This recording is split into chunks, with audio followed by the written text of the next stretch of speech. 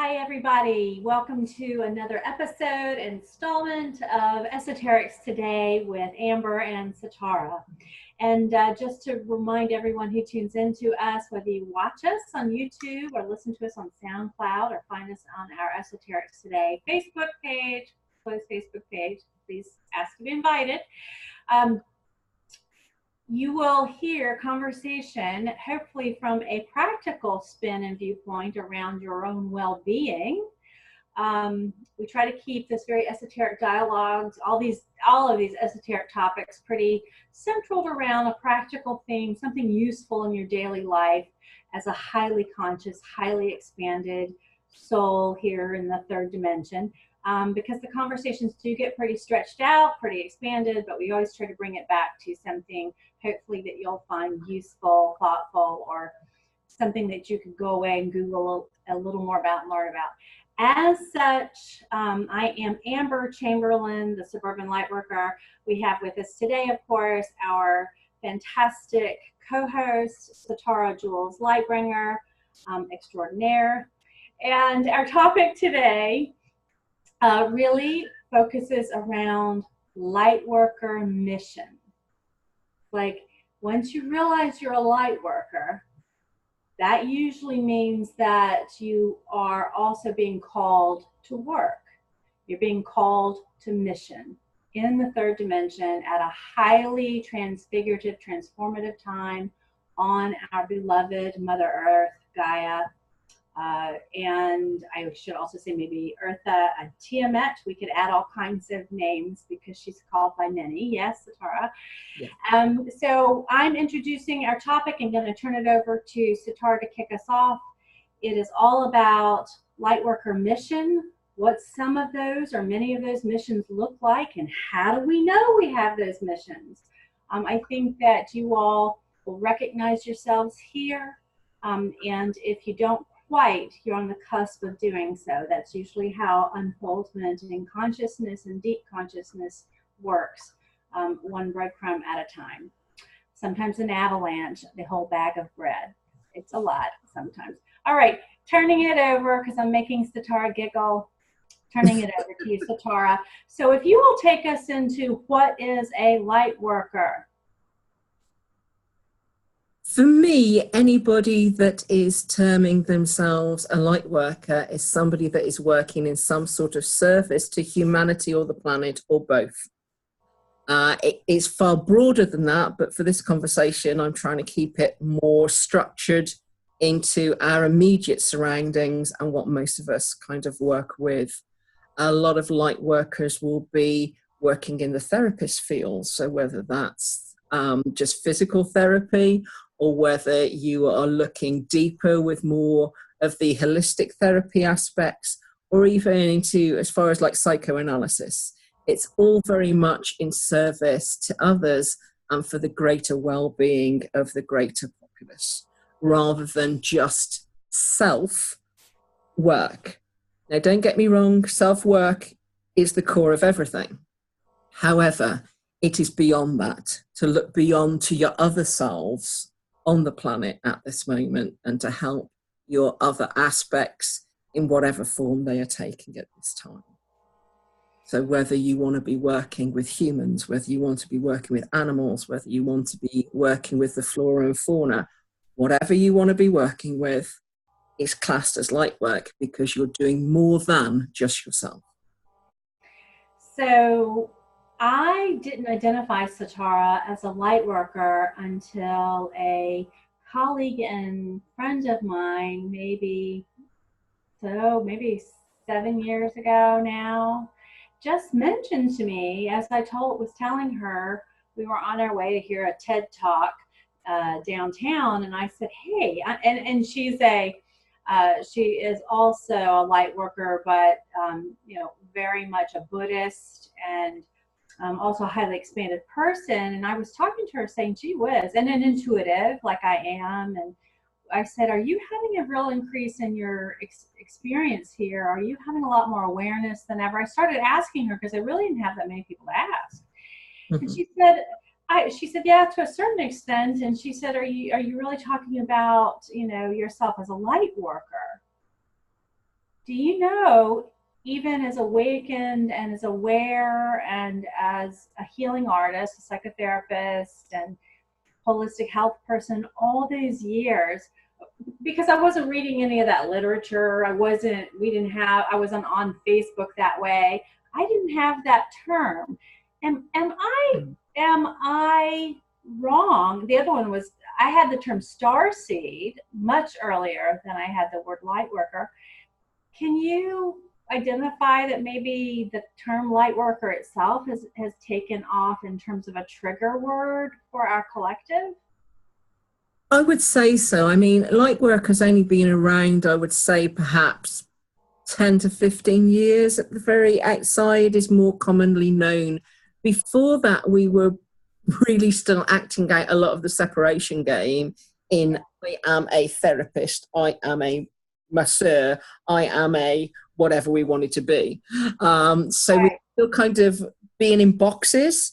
The term light worker to me has started to break those boxes down to give a general word to encompass all, rather than the separation idea of the qualification or qualifications, depending on what we're talking about.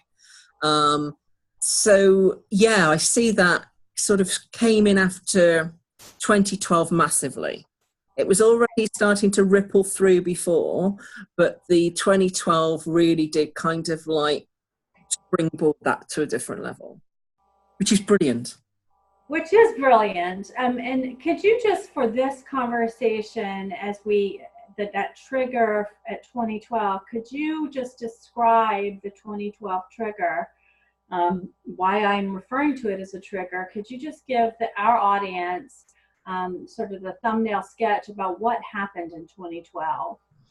Basically, it was another convergence that sort of happened. So you're looking at a blending of timelines that went on at that point with some of the defunct and worn out timelines moving to one side to be able to move forward with a whole different ball game of opportunity. From a greater consciousness or Akashic point of view, we basically moved up a different run on the ladder to where we were before as a general consensus, which basically means that there was enough people on the planet holding a higher resonance to allow some to kind of fall away at that time. Does that mean that because our listeners or viewers are familiar with the construct of consciousness in terms of a harmonic, in terms of an octave, did you just describe an advancement in a harmonic within our octave? Very much so. Knowing that the true harmonic is a 12-note harmonic, whereas predominantly here we have only worked with the 8-note octave. We are starting to be able to look at bridging that gap between the two. We're able to bring some of those harmonics in, albeit briefly at the moment, to hold space here. So it's sort of a stepping stone to move back fully into that true harmonic. So in the Atlantean age, as a side note, guys, I just have to ask my sister this. So as a side note, for example, the ancient Lemurians and the ancient Atlantean, Atlantis, planetary existence. Would you describe them residing, or were they residing in our octave at a different harmonic within our octave, or? Very much so. They were both existing on the 12 harmonic rather than the 8th. That started by the end days of sort of Atlantis going into Hypta, Sumeria kind of times, had started to be around the 8 to 9. There was a slight glitch between 8 and 9 because the thought process was that it would be 12, 9 is how it would go down, but actually it went slightly under what was expected and went to the 8. So the Atlantean specifically placed on that octave, we're in the same octave. We're just at a different place on the harmonic than the Yes. experience. Okay. That's Very much. really, I think we just cleared up some things I could almost hear the questions around that, but I always like to stop and ask pointed questions when I know that we're saying something really compelling, even though it's a little bit off topic. But let me bring us back to mission. So I'm going to describe, well, first of all, let's you and I give name to all the various types of missions that we know of, because you kept it pretty specific to the planet and to the cosmology. How did you describe it? The planet and the... Good question. How did I describe it? I think. I know, girl, because I thought, my God, once you get off planet, you've got everything. I was kind of on planet and solar system, sort of not really reaching further around the photon belt, was where I'm kind of going from, because I'm just thinking with just an hour to go at, if we start to bleed out across creation, we've got weeks on this. We do have weeks on this, but okay. All right, so I want to just start calling out some of the more expanded Lightworker missions. You gave some of the more conventional boxed ones. Yes. The therapist, the teacher, even to the Buddhist hierarchies and the Indian Devic hierarchy, the actual roles that people play in their spiritual expressions, and the gurus, and the any service to other soul historically on the linear history. I'm more interested right now for this conversation to share what I've become aware of in the last number of years around other roles that people are assuming and wear sort of as part of their presentation on the planet. I certainly have it now. I have one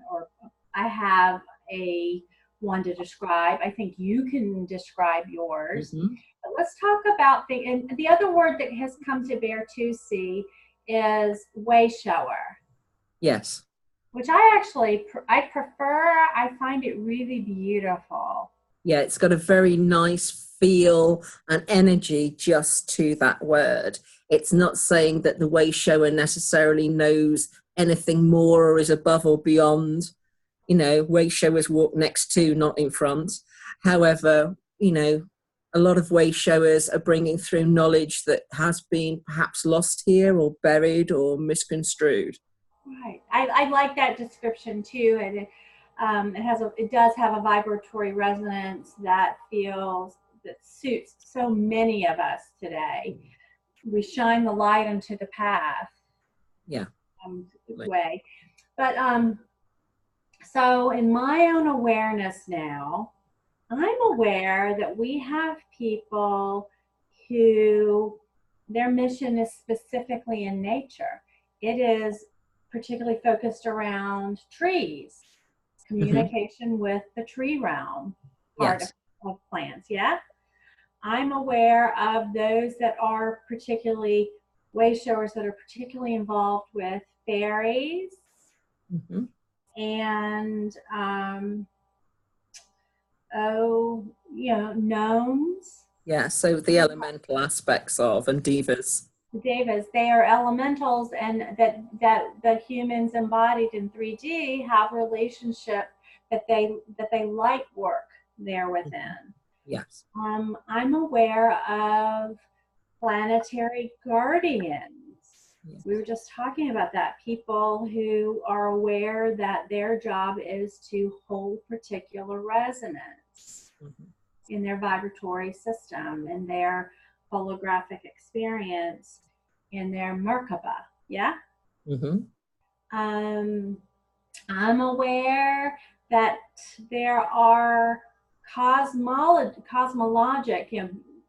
galaxy guardians, humans who are aware that they galactically, in their fractal experience, guard this planet and this planet's solar system and the planet in a particular way. And there's a million different ways they do that. Yes, very much so. It's infinite, isn't it? Let me see. I'm also aware of people who have, specifically healing missions with other humans, with Mhm. energy workers, body workers, healing touch, Mhm. that kind of light worker, Reiki masters. Um, what else am I aware of? I'm aware of, people, light workers whose role is to embody one or two, sometimes just one, sometimes a few more, sometimes a lot, ascended masters and angelics. Mhm. That's their light work, and they know it. Mhm. Um, okay, that gives some name to some of them. What have Okay. I missed here? You've missed the oceans and waters. But hey, Just those. Okay. but it's only oceans and waters, which had been my place for a while. I worked with the oceans and waters for many years, so of course that's top of my list. Okay. Yeah, planetary grids and connections, things like axonal alignments throughout the quantum fields. I'm still trying to stay quite close to planet, and typically I've gone already. Me too. Do the best you can. I started there, so keep going. Looking at the timelines between parallel realities to be able to bring knowledge to this reality and timeline that we're on that could perhaps be missed if there wasn't workers like myself surfing around the whole of the creation, multiverse, omniverse, whatever you want to class it as being, that particularly hook into, what we need to bring here. What's next on the agenda? What level can we trigger the greater consciousness to next to be able to hold and tap into that next level of programming? It's so diverse. I know people that will just work with the elements. That's their roles. Whether they want to call themselves an alchemist or whatever they want to call themselves, they are working with earth, air, fire, water, and spirit. That covers so many traditions across the planet. I don't think there's one tradition that doesn't have those within. Whereas you're looking at like the druids, whether you're looking at shamans all the way across the world, even down to witch doctors in like Africa, they're all working with those elements, but in their own unique way. We've got some incredible indigenous tribes here that have specific roles within their whole tribe. They're born into, I'm thinking of like the Dogon tribe, particularly when I'm kind of going here, of course. Yes. But they've incarnated particularly for specific work within a small circle of family, basically within that tribe, and they rarely step out of that role. And I just think it's incredible what we choose. It's incredible. And the dream walkers, those in Australia, the Yeah, original Aboriginal people. Aboriginals, yeah, totally incredible. Yeah. So yeah. So I guess you listening and watching, I think I just wanted Satara and I, after we sort of defined the broadest term of what is light work and light working, then to go call out between us all the beautiful, rich ways we see human souls. And I use the word human very broadly, but incarnated beings on this planet, light working. Hey, Satara, I got a question for you. Does the does the plant world light work? It does indeed. Because the Yeah. plant world is still a being the same as we are beings. Yeah. Blade Does, of grass is a being. does the mineral world light work? It does indeed. Oh, we're going to get there.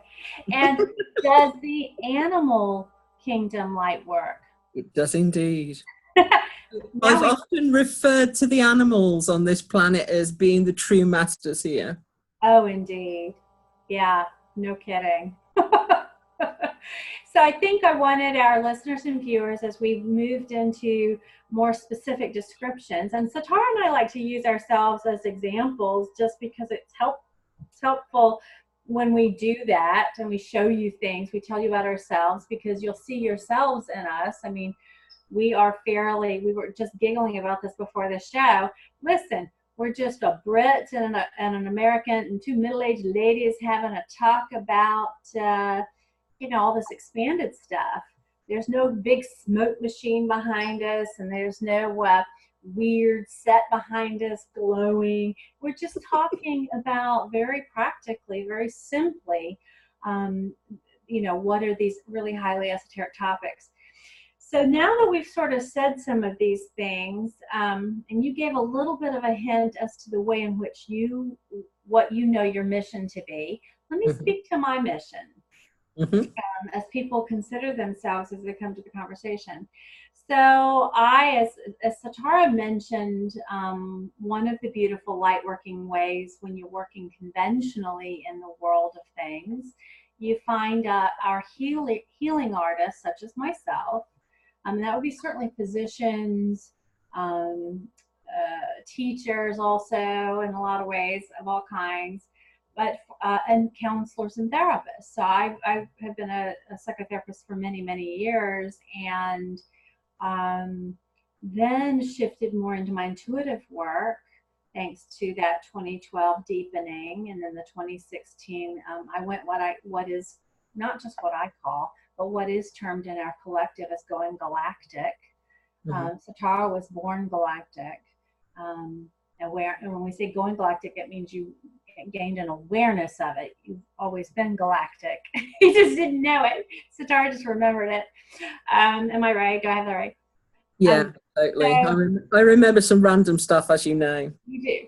So as I became aware of that and had a pause in my more corporate conventional career here in the U.S., I took that opportunity to deepen my quantum knowledge, my quantum awareness, my quantum conversation capability, my quantum healing and loving and light working capabilities. What does that mean? It means I awoke to my light worker self that expanded beyond the counseling office, expanded beyond hospitals and systems in the U.S. It expanded out of that and became planetary awareness. It became earth grid awareness, inner earth awareness. It became cosmologic, star family, planetary systems, planetary, should I say cosmologic event awareness, events awareness. Once I gathered sort of all of that steam, shall we say, because it unpacks really quickly. Usually, when you go galactic, you unpack that. You're gonna take off flying usually. And I did.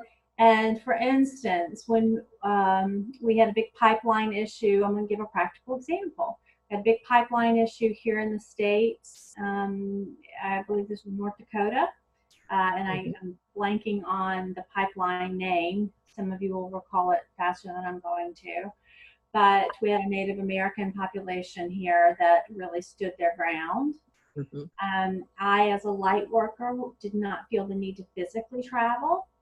I actually, what is called bilocated. There's a bilocation approach in energy in Harvard and Stanford and your institutions. Cambridge can tell you all about that in terms of awareness. And I stood with those individuals. I stayed with that process all the way through. I also learned in that time to build geometric form, that I joined with the other light workers who know how to do that. It's quite natural, and sent my energy over that situation. I've since gone on a lot since then. I get called up, when I'm leaving the grocery store, I get called to send my energy to Venezuela. I get called to send my energy to Bosnia.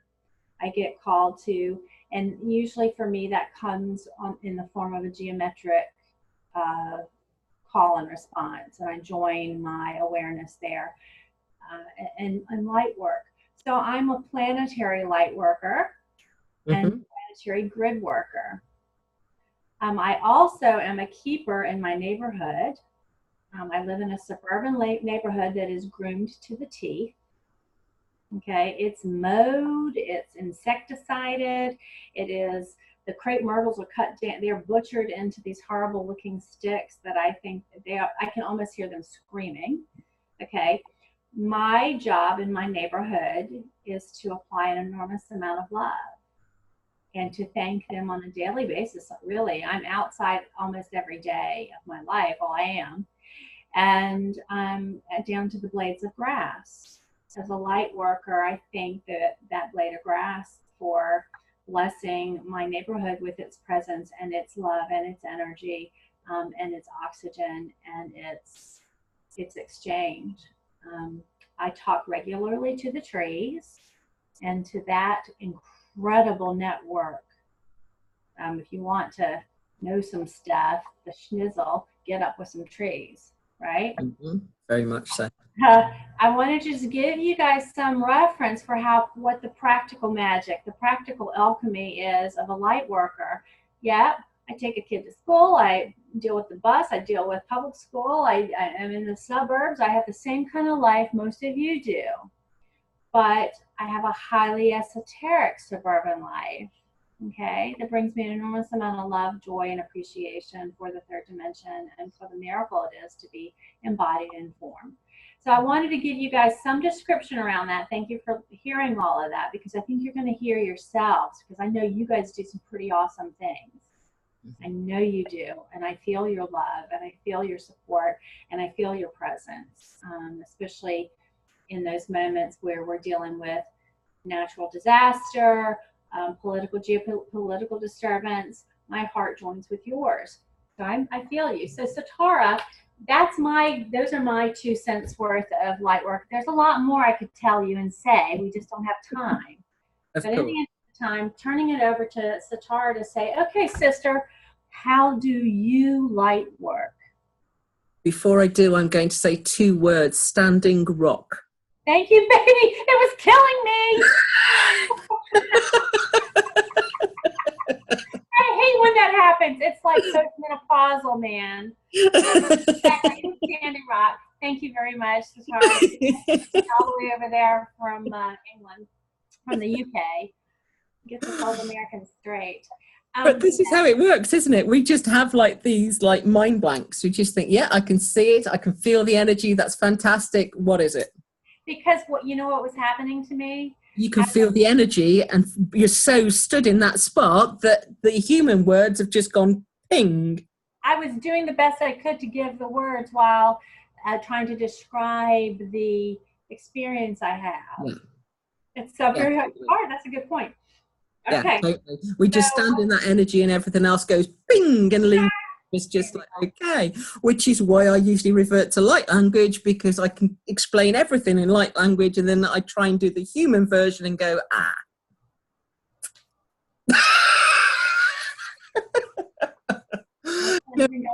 trying to grasp. I know. It's like, because we're talking about what Satara is describing is, for those listening or watching, is the challenge to calibrate a daily life with practical habits and routines of a light worker while doing all the daily habits of an average human being and a human walk. And that's why we're having these conversations. We know what you're going through. We know the pain, we know the challenges, and we know the need to calibrate. Yeah, totally. Because it keeps on coming. But anyway, so tell us about your light working self, Satara. I've been very diverse since I've got here, as you can imagine. As a child, I worked mainly with the elementals and fae, because that's what children do. And I had more elemental and fae around me than actual people, because I lived in the middle of nowhere, so it's fantastic. So I had a ball as a kid, because the fae have a wicked sense of humour, I think is the best way of putting it. Quite risque, really, with some tricks that they used to get up to. And I have been in big trouble in my lifetime for stuff that I've found hilarious, but not actually done myself. So yeah, so that was my baptism of fire onto this planet, was being played up by the elementals. But moving things, taking things, borrowing things. They always say they borrow things. Of course, they don't say how long that's for. More than human lifetimes in some cases. Borrowed them.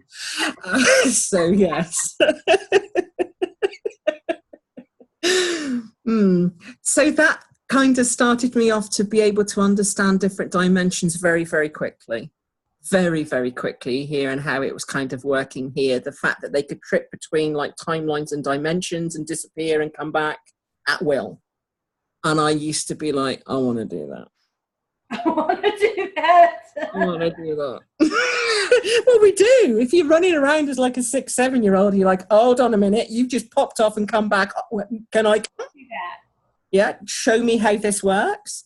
So I was very, very interested how that kind of went on. But of course, it made me appreciate that every reality and dimension is here, because I watched them trip in and out of them. Oh, yeah. So that was a fantastic teaching for playing hide and seek on a different level. Universal hide and seek. So I kind of went from there. By the time I'm sort of hitting double figures, so like 10, 11, I'm then starting to work more with angelics and galactics. So I'm already kind of back off planet by then. So I had a few years kind of getting to know a few of the ropes here very early, and then I kind of went on to a different level. So I'm then starting to look at the different constellations. I'm starting to recognize particular craft, particular noises, particular vibrations coming into my field, so I would know if there was, for instance, a mothership approaching. And approaching can be like, I don't know, 5,000 miles away, but you hone your sense, so you know when it's coming. You can feel it's coming. You feel their transmission wave because of the way that the energy kind of moves. So I kind of got used to that, and perhaps seeing the world slightly different because of that perspective then. Being able to drill down from the very center of the earth and the whole inner earth sort of realms, and moving up layer by layer to be able to understand the denseness and the grids and the richness here. I have a question for you, because I think I'm going to ask this for the folks who watch and listen. Okay. When you say that you were 10 and 12 and you were working with the angelics and the ascended masters, can you give us an example or two of what you were doing?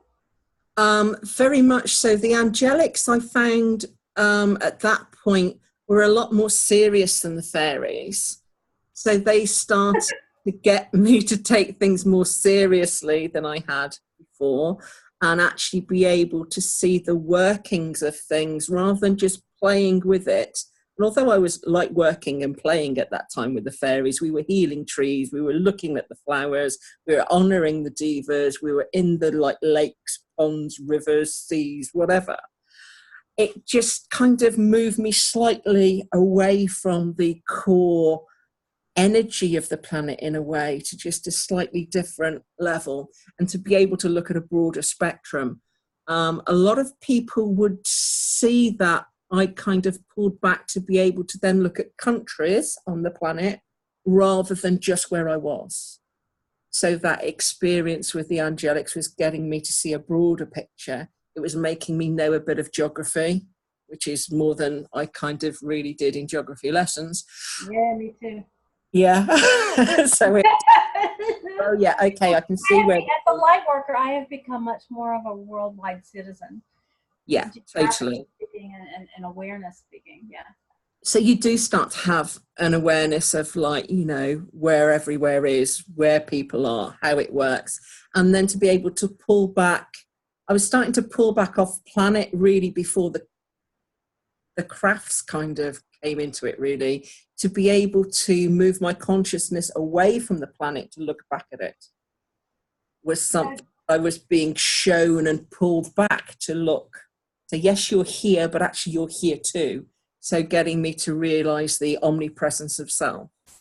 Now you use the word craft, and I'm going to know that that means you were starting to have the experience of being with star family, Yes. star beings on their various travel Mm-hmm. travels and machinery and craft, Yeah. or ships as people identify. So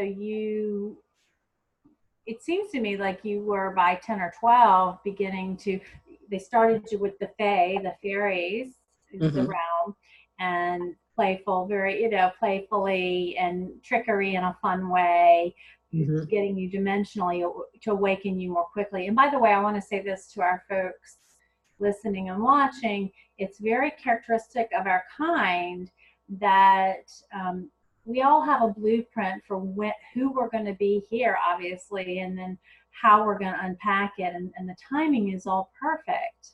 And there's a million timelines associated with all that. You could go this way, this way, this way, this way, and infinitum, but it's still part of the blueprint package. And what Satara is describing is a very specific to her. Sometimes we're going to have beings who come, such as Satara, who is going to need to for mission's sake, unpack her remembrance of the Akash and beyond more quickly than, say, someone like myself in this instance. The remembrance of it or the skill set. So we got you to 10 or 12. So it seems to me that the light worker aspect was really now becoming at 10 and 12 and 13 to 15 awakened. So go from there. Yeah, well, I just carried on going from there, really, quite happily, but keeping my head under the radar so that I was looking kind of somewhere near normal for like the likes of education, and paying attention in class more than I had been previously, because you can be sidetracked. When you've got one of your guides telling you that the teacher's an idiot and what they're actually saying is going to have no relevance in your life whatsoever, it's difficult to keep the concentration going and the actual, wanting to do the subject. Yeah, that's really complex. Yeah, totally. But it was interesting to kind of go through, but it also made me very aware of what I needed to pay attention to and what didn't matter. So at that point then, Sitar, because we're talking about light work. Yeah. What I'm hearing is the story about building, quickly remembering that you are here for a specific set of purposes. Yeah, totally. At what point did you become aware and then working? So, it's like I say sometimes with the professional endeavor, are you aware and working? Are you at the awareness stage, or are you at past awareness and now you're at the working stage? Working at it. I was able to read for people very, very easily as like a teenager. So there's a few people in my close circle that would know I would do that. So I would be able to sort of be in service on some level as a teenager. I did, as we got towards exams, step away from it, and mainly with the guidance of like my light team, my guides, helpers, however you want to term them, being aware that in this reality I had to have qualifications, because I would not be taken seriously further down the line if I did not knuckle down, get all of the O levels as it was here then, and then A levels, and then into like degrees. So I was aware that I had to knuckle down for a certain amount of time, and I did. From about the age of 14 up until the age of 26, I basically knuckled down. That was me. You and I are very similar. I knuckled down. I got the pieces of paper that were deemed necessary here at that time, which you're talking like 80s, early 90s. Okay. And after I did that, it was very, very interesting because, of course, the famous age of 27 then popped up, which 27 as an age ripples through the human consciousness like wildfire, because the known gurus and spiritual like guides that we've had here across all sorts of religions and paths have all woken up and smelt the coffee at the magical age of 27. Yeah. I was no different. I was put back into role at the age of 27. You were what? Put back into role at the age of 27. What does that mean? It basically was I was allowed to take a breather from the paperwork. I was asked to still keep on amassing paperwork and skills and qualifications, but to actually be able to do that when I wanted to, rather than a put your nose to the grindstone and do it kind of routine, which I had been doing. So it was nice to kind of take that bit of a breather. I was introduced at that point to something called meditation that I'd never heard of. Because the way I do meditation, because I link in so well, I don't need to do the let's do breathing, let's close my eyes, let's go in. I just tap in. I don't either. Yeah, so it's a different thing. When I learned about open-eyed meditation and the fact that people meditated like I did anyhow, I just thought, why am I sat there thinking, and what am I doing? But I learned so many different breathing techniques, meditation techniques, relaxation techniques throughout it. I understand why I was doing it. So, yeah. But what really kind of hit home for me at that point, I'd always been able to, if somebody got a headache, I'd just touch the head, the headache would go away. If somebody had hurt themselves, I'd just like administer plasters, bandages, whatever was going on. But while I was doing that, I was helping with pain and seeing the energy and moving the energy out from the holographs. So yeah, it's been a real ride, I think, from a point of view of like the steps. There's been so many steps to where I am now. Right, it really has been. So what now would you, in the way I described, in the way we talked about light working, and mission, because I think our collective at large is discovering their mission. Mission, yeah, totally, because it takes time, which is why I've kind of done the explanation I've done for people to realize, yes, I was born awake. Yes, I've got all these memories, but actually this is my training to get to mission.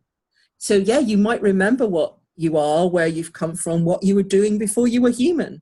But actually, this is what you're here for, and this is what you're going to do. This is what you're going to understand. Bingo. Will be, regardless of what you want to do, this is what you're doing. Amen to that, sister. Yeah, how many times have I tried to push that river up that rock, or that rock up that river? I've done a lot of pushing the river, trying to not be who I clearly was. Yeah. I mean, because totally. Who I was, I didn't have a lot of external references for, no mirrors. And I was like, well, this sucks, as my 2-year-old likes to say. And I'm like, yeah. But hey, so Tara, could you today give us an idea of how you light work from day to day? Give us a couple of examples of that. I'll give you a couple of examples of what I do now. Like yourself, I worked with the grids on the planet, planetary connections at one point, but then I moved totally off the planet to just be able to work within the multiverse. So most of work I do now is working within parallel realities within the multiverse to seek and harness knowledge, basically. To seek and harness knowledge. Now, you introduced me to the term beyond the next rung out in our linear phraseology to what is called the kahanic.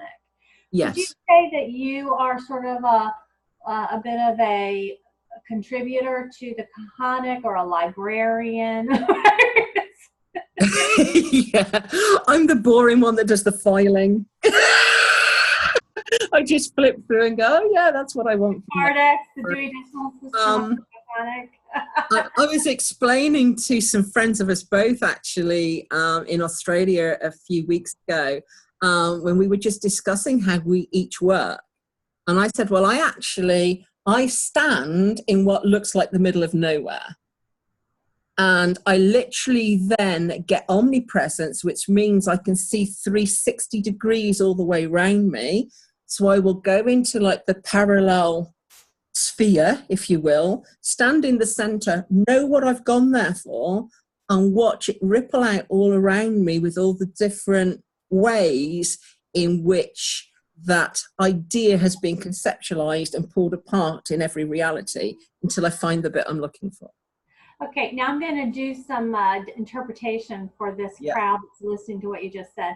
First of all, I'm a very advanced being, and and able to usually tell you to follow Satara out to where she's going and to see what she's doing. And I have a very difficult time grasping what she's talking about right now. I can hear it, but it's a good example of the differences sort of among our tribe, our large collective. Satara is using words to the best of her ability. It would be better said in light language. It would. I would understand it better, and I wouldn't even quite understand why I understand, because I couldn't say it in words, because so much at this quantum level, quantum field work, a part of our mission doesn't meet any of the words that we can use to describe it. But you gave hats off to you for that attempt, but at least you gave us, what you did was you gave us a reference of yourself in a way that we don't typically conceive ourselves. But yet we've all worked this way before, so to speak, or will again, or are already doing it, depending how you like to put it on now. So Satara just simply has the blueprint, soul agreement, soul contracts awareness to be able to say what she just said and have the awareness of herself. But and try and put it, you know, in a human context. If you imagine yourself stood in a bubble and everything going on possibly in that bubble, and just pinpointing what you need to take from it and then go, thanks guys, and leave. Ciao. It's you experiencing you in multiple realities, doing multiple versions of one thing. Yeah. Now, I will say to you, as I have mentioned before, like I can sometimes reference planetary activity and I only get glimpses. And my glimpses either come to me clairaudiently, so I'll hear it. Usually when I'm just sort of relaxing, I'll hear the words or I'll hear the content. Or I'll be in astral travel, dream time, the 3 a.m., 4 a.m. zone. And I will remember some of the experiences that are other planetary. And a lot of you are starting to have that or have had that a long time. But I'm also here to say that, as I mentioned, I think in the last episode, that kind of experience about experiencing fractal selves elsewhere is going to, and you'll think it's you like this, in this skin suit, as we like to say, but it's not, because it's actually Satara who mentioned to me, it's been probably a couple months ago, she said, Amber, you're going to begin to learn to look down at your body, look down at yourself, because you think it's you like this in this skin suit, and you'll look and you go, oh, wow, no, it's not. Okay, see, I haven't quite achieved that experience. But by the way, there's another set of light working and light workers here. We know that we have crystal workers, people who work specifically in the mineral kingdom as humans. They work with minerals, crystal workers. We know that we have light, literally people who use color rays, who know how to harness color and build with color and use color for all kinds of purposes. I myself have the ability to use color from a healing perspective. I'm sensitive to the hertz vibratory measurement. Also the ability to harness color in certain saturations, percentages around healing the human body. But you could do that with, you know, there's people who use that planetarily too. Yeah, cool. Yeah. So, and some of my favorites of late just to explore would be then, although I am not not of this light working kind. Satara is, and some other people we know for sure, and some of you are crystal skull keepers. And I thought, and Satara thought, hey, let's go get some examples of what a light worker who has some crystal skulls, what goes on with that. And Satar, I have some questions. You're going to show us. I am. I'm going to show you a couple, actually.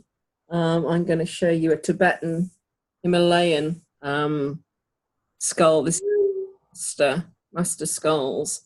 How old is he? Adorned, very beautiful. Some lovely Buddhist infinity knots all the way round. Basically, they're the same as any kind of tool that we decide to work with here, whether it's just a basic crystal, whether it's been carved to create a greater consciousness. Any carving will hold the consciousness of the carver, but also that carver's team of light team with who they're working with to bring through that energy. Skulls like this one that was held in a Tibetan monastery for many centuries will hold the vibration of all of the worship that has gone around, the beauty of people there just giving love offerings, because this would have been adorned with things like flowers.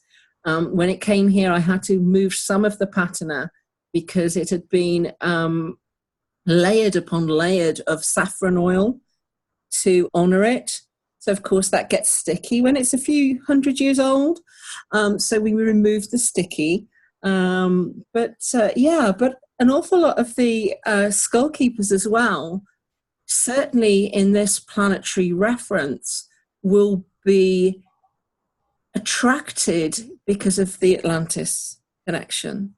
In Atlantis, the greater consciousness was held on the planet at that time by 12 skulls and a 13th master skull that held the consciousness of all 12 within, to be able to be the beginning of what we think of like the Akashic, the greater consciousness and Akashic being really one and the same. It's all past, present, future, all rolled into one there. But yeah, and people are just drawn to whatever they're drawn to. This is one of my favorites, to be fair, but it sparkles. So it's crystal quartz. It is, and it's got garnets and green onyx inlaid with Tibetan silver.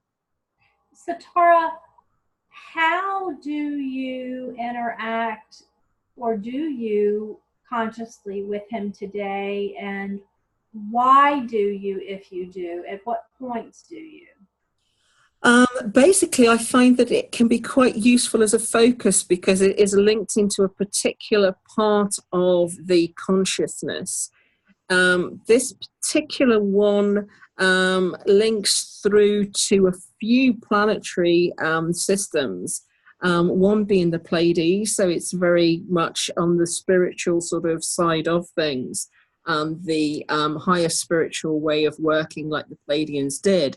It also has a smattering of Arcturus in there as well. So there is technology that links to this skull as well.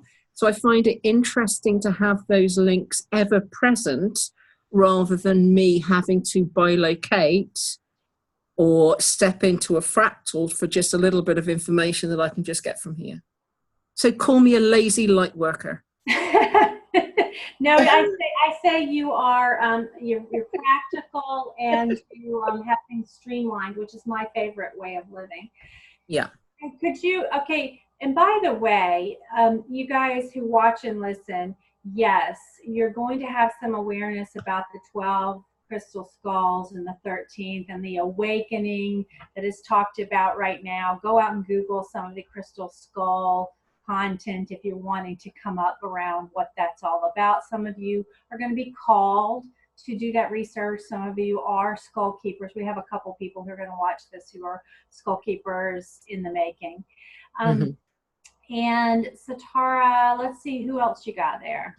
I've got a very beautiful, looks quite dark in this light just because we're sort of early evening here, but this is a very dark smoky quartz, celestial smoky quartz. It's got some nice pockets of water within it. It's got all sorts going on. This particular one links through to Sirius and also Hypta. So, I'm so glad. Yeah. I'm so glad you said Sirius, because and I saw him before the show started, but just as you held him up, I'm getting this ping right in here. Yeah. Right here, talking to me a little bit. Okay. Yeah. So very, very lovely. Well, you can see how highly polished his ears. He's just reflecting the lamps. Beautiful in here at the moment. But with a good lamp behind him, he is totally translucent, but he is just very, very dark version of the smoky quartz with some rainbows kind of going on, as you can see. If I kind of just flash through some of those. Whole constellations going on in there. So this was, you told me, a piece out of Brazil, and Brazilian smoky quartz. Yeah. Smoky quartz. So tell me his connectivity and what is overlaid within him. What is very much he brings forward an awful lot of what we would think of as ancient Egypt. He goes back further to Hayyipta, a little bit of Sumerian goes on in there as well. And when I think of like Sirius B particularly, Sirius B has the portal that jumps through to the dimension that what we think of as the Egyptian and Peruvian gods came from. Yeah. So you've very much got the South American, Peru, Mayan, Aztec, whole 9 yards going on that side of the world, and then up to like Sumeria, Persia, down to like Egypt. So we're talking very old civilizations here, kind of linked through him, which is why he is the weight he is. He weighs nearly 6 kilos. So we're talking over 3 pounds in weight. So he's not a lightweight. So from a denseness is needed to hold that sort of information. And I have we'll do another show, you guys, because I can just feel the questions. We will do another show on crystal skull keepers and some of the historical perspectives and how it comes to pass that these, as Satara gave a clue about the Tibetan one, about how they become imbued and hold the energy within. But there's a lot more to ask around that. I can feel everybody's questions. Yeah, so totally. We'll get that show. But as a light worker, Satara, would you engage with him or call on him from wherever you are when you're specifically wanting to do what? If I'm looking for particular information or just like a generalization from somewhere, I find it easier to do that again rather than like biolocate or step into a fractal. The very fact that he holds more information than the first skull. Although that first skull, I adore it in every shape, manner or form. Very, very much the Buddhist tradition, very, very much was carved, put into a place and sat in that place. So therefore it's been in a way limited to that particular resonance that it has around it for so long. Whereas this one, when I bought it directly from the carver. So it's very, very much a newish carve. It's probably been here 3.5 years perhaps now. So all it is known is the carver, the trip from Brazil, and me. So the very fact that it kind of has already linked to these places through the way the carver has worked as well. And I very much link to those places. And yes, I know I link to everywhere, the same as we all link to everywhere, but particularly I have a fondness and particular memories of exactly where this links to. So very much a special one for me because of that. Crystal version of me. Yeah, version of you. And I think, guys, this kind of, and I guess I wanted us to have an opportunity to talk about, what is light work sort of broadly? What are the various ways we are hearing, seeing, and feeling light workers? And then to give an example through us as to what that looks like in our everyday lives. And totally. And Satara gave us a couple examples specific to a very narrow specialty or specialization, I think, in light work, which is crystal skull keeping. And Satara certainly is a crystal skull keeper. But now I want to kind of pop over it before we round up finishing the conversation on this one, and just come back to something really human, really practical, about what happens among the lightworking community in terms of this one is better than that one's higher than that one's lower than that one's not right, that one's darker than that one's not heart-based, that one's not. Okay, Satara, what are you hearing when I say that? What am I asking to say here? You're talking about the whole separation within the lightworking community. The them and us syndrome, I call it. I've also likened it to bitchcraft rather than witchcraft. Bitchcraft.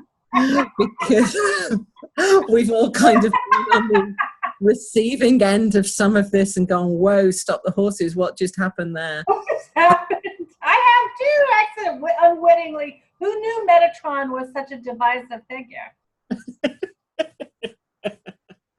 But you know, when you just think, all right, here we go then. And I can't quite work out why it's another separation technique here, because in theory it should be the steps out of the separation that we've been put in with the whole education system and everything else that goes on here. But yeah, it just fries my brain, because I just think, and why? Oh. We're all one, ultimately, so... Huh? And we've been all of it. I think that's the other part. Yeah. Anything that you're able to, that flips your switch and you have a feeling you're going to point the finger, just point, make it go so far east it comes west. West, yeah, and comes straight back. Yeah. Comes straight back to you. Everything that you do that with, people, this is your life. We are just passing through it. We are holographic. This whole conversation you drew unto you for your own curiosity and exploration. This is nothing but a holographic moment that you're having with us. You brought us to you. I'm bringing this to me. And so it's all your choice to explore. So if you point your finger at any of this, and better, worse, higher, lower, darker, lighter, it's all you. Showing yourself where your work needs to next be. Yeah. That you balanced within yourself when something triggers you. If anything ever triggers me, I'm like, whoa, okay, why is it triggering me? What part of that was triggering me? Where did that come from? To be able to drill it down to work out what it is that's niggling me within there. What is it about myself that I haven't quite realized or seen? That's a really masters at hiding ourselves from ourselves. Yeah, and it's a mastery walk, and the way of the way shower, the way of the light worker, is many varied, long, deep, wide.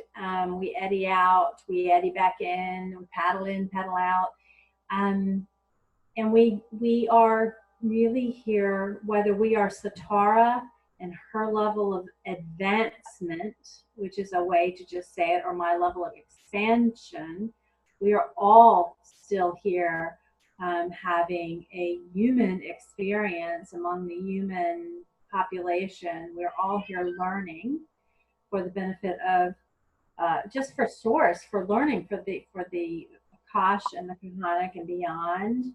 It's a matter of, I think, developing sovereignty. I haven't said that in a while to us, but remind me. And sovereignty comes with an enormous amount of self-responsibility. And there's no part of higher, lower, better, worse that is self-responsible. Yeah, very, very much so. It falls out of integrity. So anyway. Yeah, a few years ago, I wrote something called 4 Pillars of the Heart that I have on my website, which talks about the 4 main tenets, really, of where we're coming from, the whole love, the integrity, honesty with self, and acceptance. And it's what we all need to be able to do, not only for those around us, but actually for ourselves. And it's harder to do that sometimes for yourself than it is for someone stood next to you.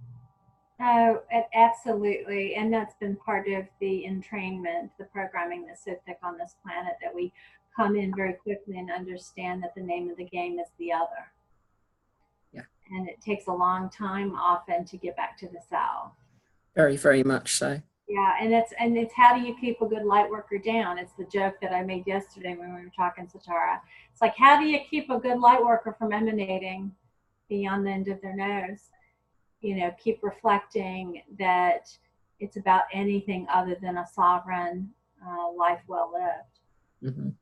Anything that is not about sovereignty and a life well lived in the self is going to foreshorten your impact. Yeah. But and hey, the whole experience is for being here. yeah. We're here to experience this, so hell, we just got to get on with it. Get on with it. We're advancing through this realm. We're advancing through the human kingdom. This is not our final stop. As a matter of fact, it's an infinite journey that we're on. But Satara, as always, this has been a delightful conversation. I suspect it's going to be meaningful to those who listen and watch with us. But please remember us on SoundCloud, Esoterics Today with Amber and Satara. We are on YouTube under the same name, and please ask to join our closed Facebook group where this material all goes there, and we put some supplementary things there from time to time too. Please tell your friends about these two women having these really interesting, somewhat strange, and generally good-natured conversations with each other. Much love, everybody. Please come to us again at Esoterics Today. Satara, always good to see you. Much love. Much love. Bye. Bye.